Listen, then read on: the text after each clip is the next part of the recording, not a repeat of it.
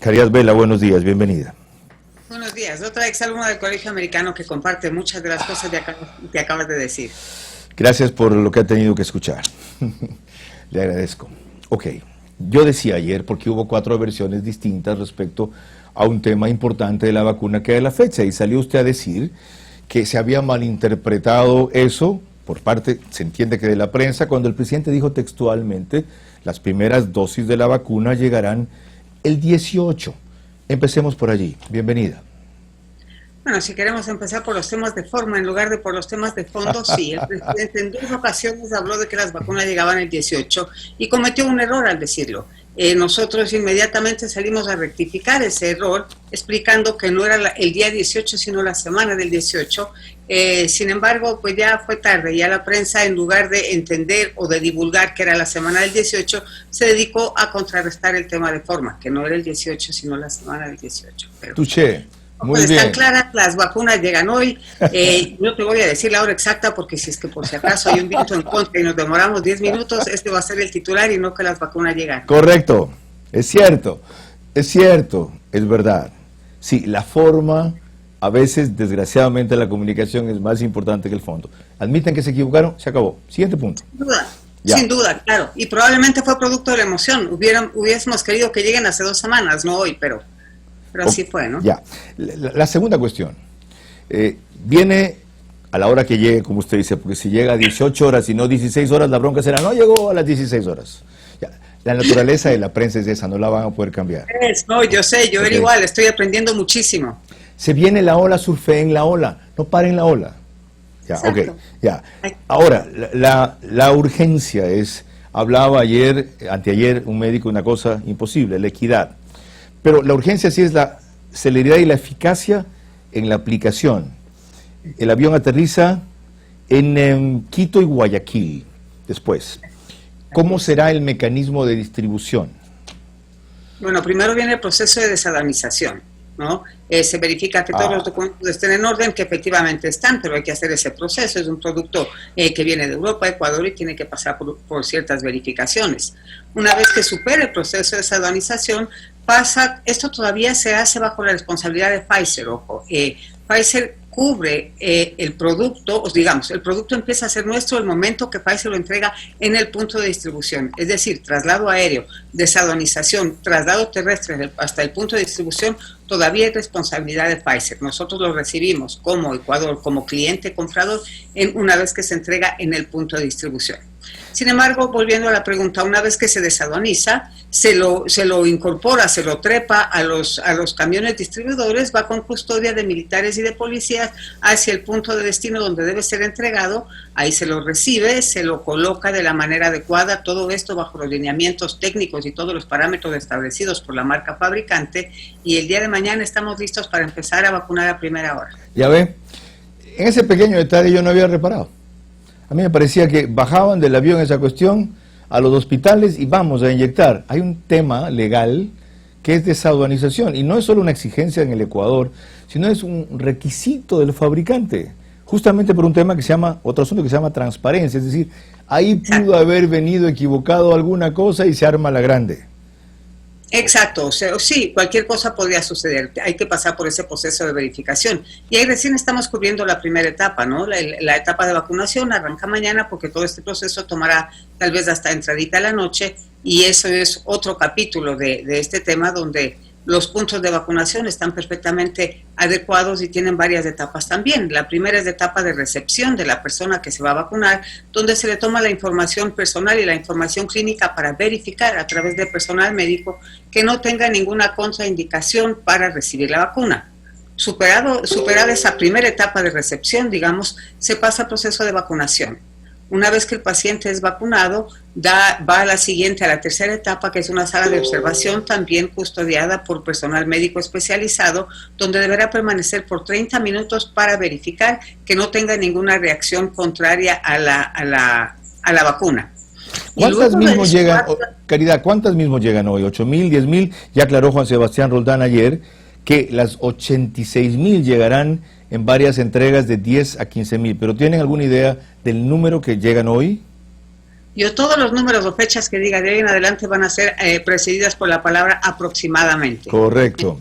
Yo te voy a decir que aproximadamente entre 7 y 8 mil vacunas, eso sí fue un poquito una decepción el día de ayer porque esperábamos que vengan más. Sin embargo, como todos sabemos, Pfizer cerró su planta temporalmente en Europa porque está haciendo un proceso de ampliación. Ellos ahorita tienen capacidad de fabricación de 1.200.000 vacunas y quieren ampliar esa capacidad de fabricación a 2.000 millones. Entonces, lo que eso implica fue una demora y una reprogramación de todo lo que tenían establecido para ser entregado en estos días. De hecho, no le ha sucedido solamente a Ecuador, les ha sucedido a todos los países que en estos días tendrían embarques previstos de Pfizer. Hay otra precisión. Porque ayer también se me fue un gazapo con Juan Sebastián Roldán, él sí se dio cuenta, dije asexo y quise decir acceso. Usted dijo, ellos tienen una capacidad de fabricación de 1 millón de vacunas por día y quieren aumentar su capacidad a 2.000 millones. Perdón, 1.200 millones a 2.000 millones. ¿Ellos pueden fabricar 1.200 millones de vacunas por día? Claro. Carlos, en un frasquito de aproximadamente este tamaño llegan 5 dosis. Sí, ok, ya. Suena una cantidad en números, pero realmente lo que es son unas poquitas gotas, ¿no? Ok.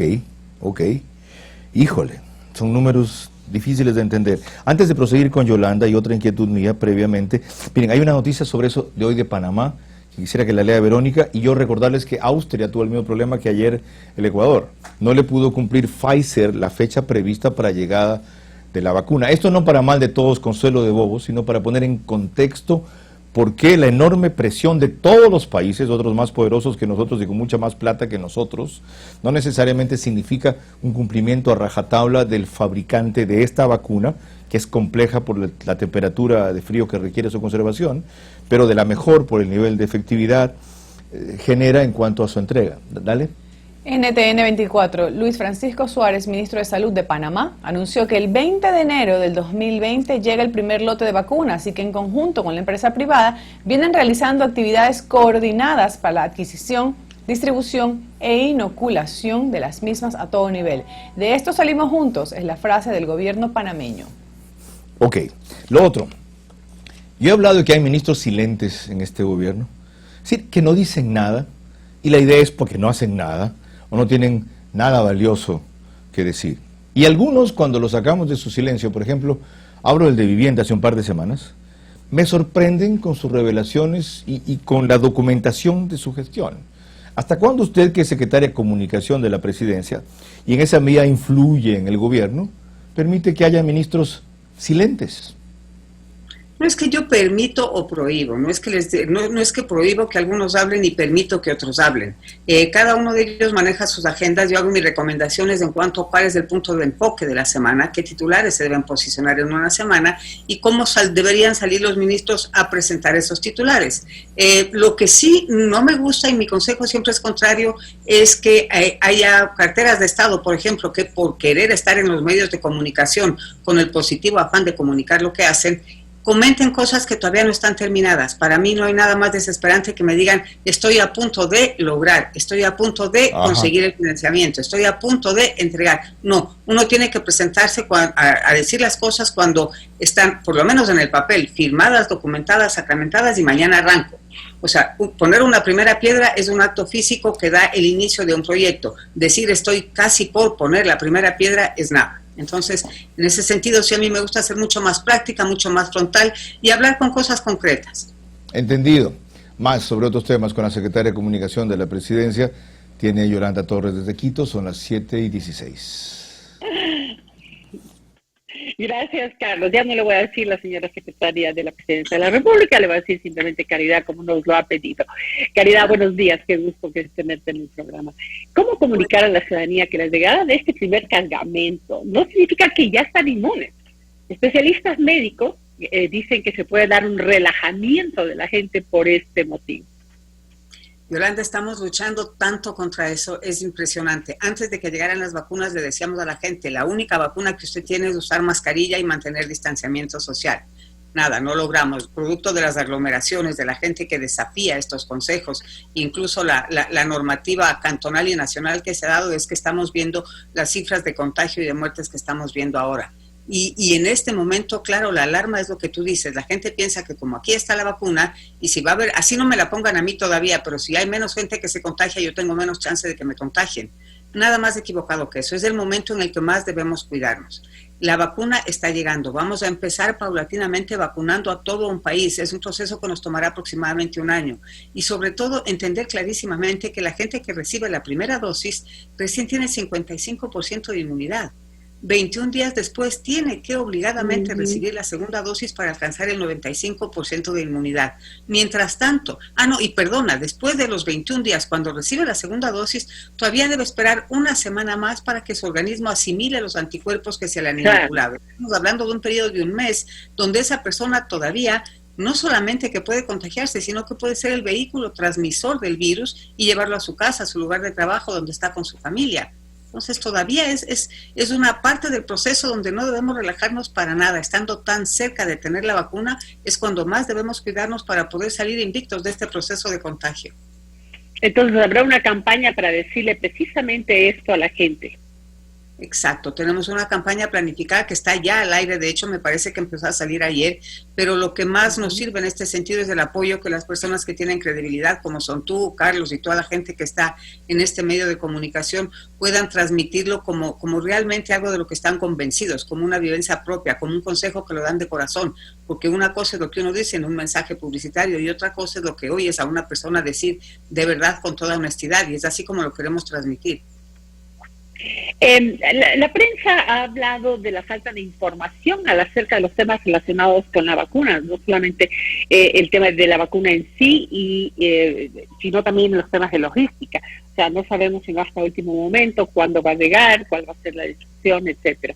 Ahora, esto supuestamente en los últimos días nos han dicho algunos entrevistados que esto viene como un protocolo desde los propios laboratorios. Ellos manejan así con mucha precaución los temas de difusión. Pero ustedes sí manejan esa información, ¿no? Aunque no la puedan difundir públicamente. No, la hemos difundido, Yolanda. Llevo 2 semanas seguidas teniendo ruedas de prensa, pasando un día. Cada 48 horas tengo ruedas de prensa. De hecho, la de hoy en la mañana la estoy atrasando un poquito porque tenemos algunas cosas que ajustar. Pero sí, los protocolos, hasta lo que le comentaba Carlos, ¿no? Desde que la vacuna se embarca en el laboratorio hasta que es entregada en el punto de distribución en Ecuador, los protocolos son establecidos, manejados y controlados por Pfizer. Nosotros sabemos exactamente qué es lo que va a suceder porque es un trabajo que se hace conjuntamente, pero el seguro de transporte lo cubre Pfizer y su responsabilidad es entregarlo ahí. A partir de ahí sí hay responsabilidad 100% nuestra. Ok, ustedes tienen información inmediata y quizás inmediata, pero ustedes, por ejemplo, en este momento pueden tener un cronograma de la llegada de las siguientes dosis de las vacunas, tienen ya un cronograma de, inclusive de la parte masiva de compras de vacunas, porque tengo entendido que estos 86,000 que van a entrar al país van a llegar semanalmente. Sobre todo eso está bajo control. Podríamos hablar que de aquí a diciembre ya tenemos un programa trabajado conjuntamente con el laboratorio para recibir estas vacunas. Precisamente esa es la idea. Hemos contemplado un abanico de tiempo de aquí a diciembre, esperando que sea menor. No solamente estamos comprando vacunas de Pfizer, sino a otras cajas fabricantes también, como son AstraZeneca, Johnson & Johnson, Moderna, para asegurarnos de tener la mayor cantidad de vacunas en el menor tiempo posible. Nosotros manejamos toda la logística y a partir de que, aquí hay un tema muy importante de explicar. Cuando tú haces una compra en el exterior y la estás importando, en el precio de eso está incluido un seguro.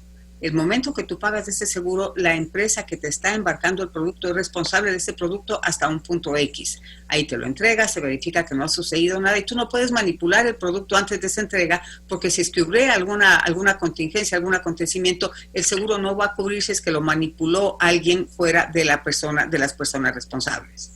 El momento que nosotros en este punto, ahí sí ya pasa a ser responsabilidad nuestra todo el manejo y la manipulación. Perfecto. ¿Cuáles son los valores que se manejan? Por ejemplo, ¿eso es algo que se puede difundir? ¿Sabemos cuánto cuesta, inclusive cuánto Pfizer le cobra a un país de acuerdo al monto que ha pedido de vacunas? ¿Hay una variación de precios? ¿Sabemos cuánto cuesta la vacuna en cada uno de los diferentes laboratorios que acabas de mencionar que vamos a adquirirles? todos los laboratorios con los que hemos tenido convenios de compra, que ya incluso muchos de ellos están ya firmados y dándose solamente los últimos toques, tienen una cláusula de confidencialidad en cuanto al precio. ¿Y a qué se debe esto? ¿Por qué? Porque todos los países tienen precios distintos, Yolanda. No es lo mismo que tú le vendas una blusa al vecino o que tengas que vender esa blusa a una persona que esté en Guayaquil y te toca pagar un flete. Peor aún si tu amiga está en Bogotá y el flete va a ser mucho más caro.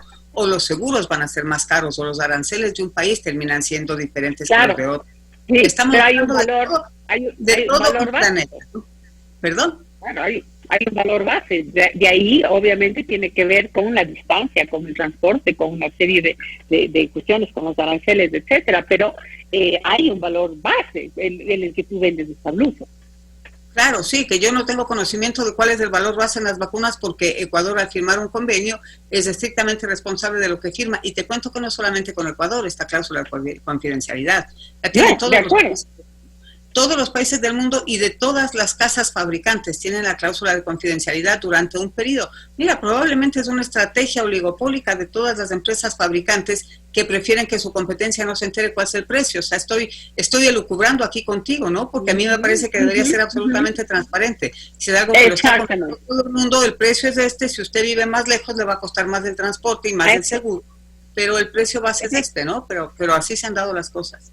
Efectivamente, coincido contigo, Caridad, debería ser todo mucho más transparente. El otro tema, ¿qué expectativa tiene el gobierno acerca de esta nueva administración que comienza hoy Joe Biden en Estados Unidos, cuando estamos manteniendo serias conversaciones en el ámbito comercial y crediticio a nivel gubernamental?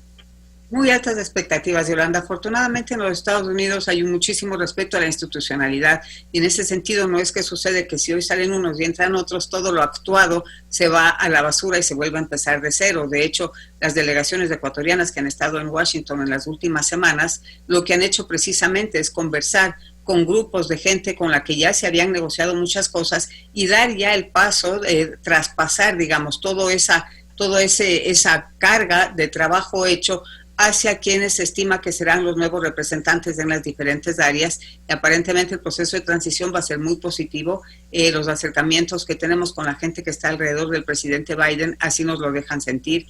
Por ejemplo, tuvimos una reunión con este doctor Fauci, que es el jefe del Instituto Norteamericano para Estudio de Enfermedades Inmunológicas. Lo fue en el gobierno, lo es todavía en el gobierno que todavía no se va en Estados Unidos, y ha sido ratificado por Biden para continuar en su cargo. Entonces hay muchísimas cosas que de funcionar bien se mantendrán y obviamente hay temas políticos. No vamos a decir que el Procurador General de los Estados Unidos va a seguir siendo el de Trump ahora que está Biden, claro, ¿no? Y hay muchísimas posiciones políticas que van a cambiar, pero la institucionalidad se mantiene. Efectivamente, en Estados Unidos prima la institucionalidad, sin embargo muchos de estos acuerdos que nosotros tendremos que firmar y concluir pasan por el Senado, por el Congreso norteamericano.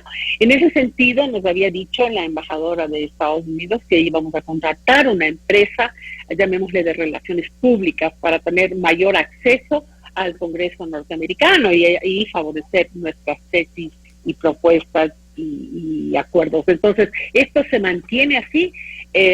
Vamos a manejarnos de esa manera para tener influencia también a nivel de Congreso. Así es, de hecho esa firma de Relaciones Públicas, que no recuerdo el nombre en este momento, está contratada y está actuando. No se trata de tener influencia en el Congreso, se trata de entender cómo se mueven las fichas con el Congreso y cuáles son los caminos que hay que tomar para lograr resultados más pronto. Yo pienso que si es que estamos hablando de dos países que comparten ciertos pilares fundamentales como son democracia y libertad, pues lo demás es un camino bastante más abierto para seguirlo pavimentando conforme se va caminando. Todos estos procesos de negociación tienen un principio, un recorrido y un final, y estamos en el proceso del recorrido porque los convenios iniciales están ya todos firmados. Ok, tenemos un contrato entonces con una empresa de este calibre. ¿Qué pasa, Caridad, si por ejemplo ganan las elecciones un movimiento, un partido, lo que sea, que está en contra del establishment norteamericano, en contra del imperialismo? ¿Qué pasa con este tipo de contratos? ¿Qué pasa con los acuerdos? ¿Pueden quedar simplemente en el camino? Perdón, ¿te refieres a las próximas elecciones en Ecuador? Sí, señor. Sí, las de Ecuador, las de Ecuador. Bueno, podría quedar. ¿Y qué perdemos?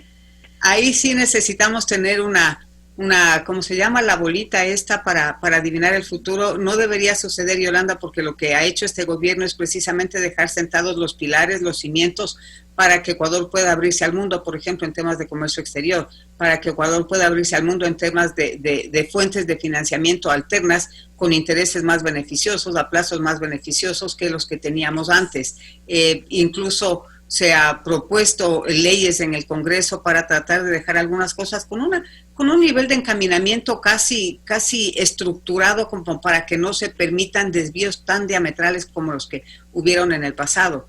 Pero todo dependerá de quién gane las próximas elecciones, dependerá de cómo quede conformada la Asamblea Nacional, que es realmente el ente que termina gobernando con la aprobación o no aprobación de leyes.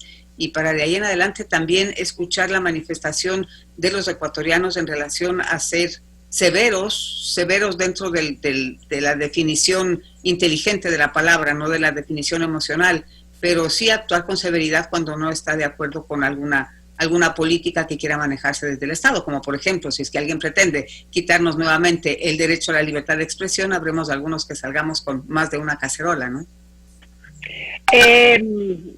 Sí, ojalá sea suficiente la cacerola, Caridad. Muchísimas gracias.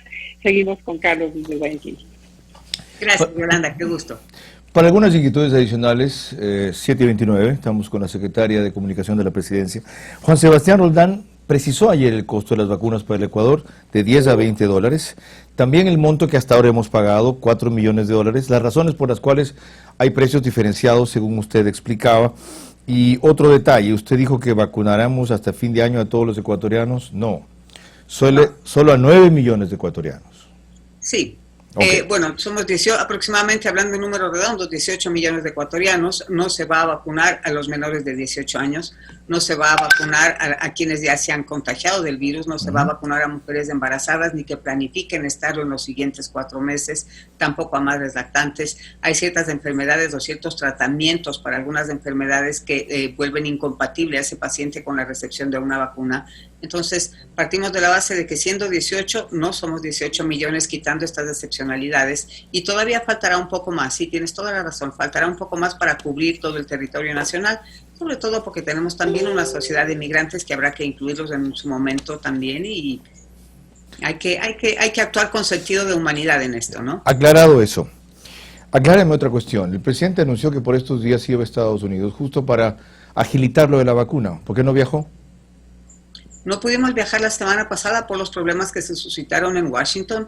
Realmente las señales de alerta, de alarma que recibimos nos hacían ver que no era prudente que el presidente del país viajara en esos días. Sin embargo, esto no lo puedo confirmar todavía, pero estamos planificando un viaje que probablemente se dará la próxima semana para culminar y concretar ciertas cosas que faltan cerrar. En ese viaje, aunque entiendo que Joe Biden estará ultra congestionado, ¿está prevista la posibilidad, dadas las conexiones que tiene Ivonne Baki, de una reunión de cualquier tipo con el nuevo presidente de los Estados Unidos? Habría que hablarlo con la embajadora. Lo otro, ¿cuál es la posición del gobierno sobre el control de redes en reformas a la ley de comunicación a la cual se opone la Asamblea? Más que la posición del gobierno, te voy a dar la mía propia en este momento, Carlos, porque no es un tema que lo he compartido con otros miembros del gobierno. Las reformas que se proponen en la ley son más conceptuales que prácticas. O sea, la ley se refiere a los medios de comunicación como organizaciones, y la definición de los medios de comunicación no debe ser desarrollada en función de la forma de cómo están organizadas. Yo puedo ser un medio de comunicación, no tengo que ser una organización para ser un medio de comunicación. Justo, pero ahí estaba el punto de discusión. Eso es lo terriblemente grave. ¿Por qué? Porque se le aplicaría a esa persona, sin que necesariamente sea una organización de comunicación, una empresa, las mismas restricciones y limitaciones que con razón se exigen a los medios masivos de comunicación o digitales asimilados a medios de comunicación. Y esas personas o esas organizaciones no están en capacidad de cumplir esas restricciones, por un lado, en la parte empresarial, estructural, económica, aunque ahora la tecnología es muy barata y con $3,000 tienes un medio de comunicación casi, y a veces con menos. Pero lo segundo, eso coarta la libertad de expresión, cuyo precio estamos pagando ahora, porque a cuenta de libertad de expresión cada cual dice lo que quiere sin necesidad de que lo compruebe. Sin embargo, Sí. el costo de una restricción así sería peor. ¿Por qué usted es favorable a esa posición? No, yo soy favorable a la definición. Yo pienso que un medio de comunicación es un mecanismo de divulgar noticias. No es una organización, no es una persona jurídica, no es una persona natural, es un mecanismo de divulgar noticias. Ok. Esa es la diferenciación que la hago, por eso me refería al inicio diciéndote que para mí era una cuestión de semántica, ¿no? Y que obviamente en este momento no podemos tener una ley de comunicación que continúe definiendo a los medios de comunicación solamente dentro del ámbito de los tradicionales. Los medios de comunicación son muchísimo más ahora que solamente periódicos, Ya. radios y televisión. Ahí entramos en otro problema, la Claro. definición de noticias. Noticia es todo hecho nuevo de repercusión general. Noticia es todo hecho nuevo de repercusión general. ¿Cómo Que le- puede ser tu opinión o la mía? Tu opinión puede ser noticia o puede hacer noticia. Si También. tú con una opinión haces titulares, También, estás haciendo noticia. También. Es muy ambigua la de Carlos. Yo creo que el tema del periodismo y el tema de los medios de comunicación es un tema de conciencia más que de ponerlo en blanco y negro. Quien quiere ser periodista tiene que asumir un juramento con su propia conciencia y con la gente no, a la que va a en eso ayudar. coincidimos, pero no nos salgamos, es que es apasionante esta discusión y de paso la tendremos más largo en algún rato. Es que es apasionante esta discusión, porque si la noticia la categorizamos como usted y yo, una persona con su herramienta emite noticias todos los Lo días. Por lo Lo hace. tanto, las restricciones de la ley y las sanciones también se aplicarían a esa persona que no tiene, como usted dice, ni el compromiso ético ni la formación de los periodistas, entonces, de casi todo, ¿no? Porque aquí en esta profesión también hay desvíos y desvaríos. Y ahí entramos en un problema muy serio. Es un problema serísimo, porque incluso con este aparatito que estamos mostrándolo tú y yo, el momento en el que yo tomo una noticia tuya y la comparto para otro segmento, para otro país o para otro grupo, ya también soy un mecanismo de divulgación de noticia, no generada por mí, pero obtenida por mí. Ajá. Y mientras yo cite la fuente, yo no estoy cometiendo ningún plagio ni ningún problema. Entonces sigo actuando de manera correcta. Fíjate que no tenemos legislación ni siquiera en Ecuador para contrarrestar de alguna forma las noticias falsas. Ujú. El otro día estuve viendo un informe de noticias falsas que no me voy a atrever a decirte el número de noticias falsas que reportaban en ese informe por miedo a equivocarme, porque eran millones, solamente durante la época de la pandemia. Ahora, es una locura. Es que no hay protección contra eso. ¿Quién creyera? Más que la propia verdad. Vuelvo a repetir, qué apasionante discusión. Mire, la principal superpotencia mundial, Estados Unidos, no se ha podido blindar contra eso. Influyeron en la elección de Trump y han influido en el proceso electoral de ahora. Y podría citar muchos ejemplos. Voy a uno personal. Últimamente ha trascendido una noticia, que es una mentira, respecto a los términos de mi acuerdo con TC. Y me preguntan, ¿por qué no lo lograste? Porque es mentira. Les digo al revés, si fuera verdad lo que ellos dicen, porque ellos no sustentan lo que aseguran. Le pasó lo mismo cuando cubrí lo de Carapaz en Italia, que yo había ganado $200.000 de CNT por auspiciar esa cobertura. Eran 3.000, 4 auspiciantes de ese valor, 12.000. Entonces, si uno cae en la dinámica de contrarrestar eso, es peor, lo retroalimenta y lo convierte en algo digno de ser discutido. ¿Por qué no lo ignoran? Y va más allá de eso, Carlos, porque si es que tú caes en la dinámica con una contraparte racional contra la que puedes argumentar y discutir Correcto. y aclarar es una cosa, en el 99% del tiempo te topas con una contraparte insultante, burlona, que te falta el respeto, que te agrede a nivel personal o físico si es que hay algo que llame la atención. A mí se me la agarran por el largo del pelo siempre. Entonces ya la discusión cae en un terreno tan burdo, tan Ni siquiera he visto tan eso. pulcro, que realmente es la discusión manejada con altura, incluso entre puntos absolutamente contrapuestos, es algo digno de llevarse a cabo, Ya, porque todos terminamos aprendiendo. Lo otro es una pelea de mercado. Debo suponer entonces que usted comparte o aprueba o simpatiza por lo menos con la política de Twitter que eliminó las cuentas de Trump cuando incurrió en pronunciamientos que ellos consideraban, y en efecto lo eran, incitación a la violencia. Absolutamente de acuerdo, y quitemos del nombre aquí, que no sea Trump, que sea cualquier otra persona, no tengo nada ni a favor ni en contra del señor, pero cualquier persona que a través de los medios de comunicación incite a la violencia a toda una nación y que se vea que esa incitación a la violencia tiene el resultado que tuvo, no debe ser permitido a tener una cuenta en una red social pública donde tiene ese nivel de alcance. Bien, señora secretaria, o Caridad, gracias por la media hora. Tengo una cosa que me hace ruido. En comunicación, cuando algo te hace ruido, significa que te genera distracción. Ajá. ¿Los almohadones que están atrás son de la cama o del sofá de la sala? De la sala, Carlos, de la sala. Lo que pasa es que tengo un dolor de espalda que me está matando y estoy sentada en el piso porque si me siento en algo suave voy a tener problemas un poquito más tarde. Tengo yeso desde el cuello, la espalda, mortal. Esa era la discusión aquí. Oye, te está atendiendo desde la cama, si ven cómo hablan estos, ¿no? Muchas gracias. 7:38, la secretaria de Comunicación de la Presidencia. Igual, gracias.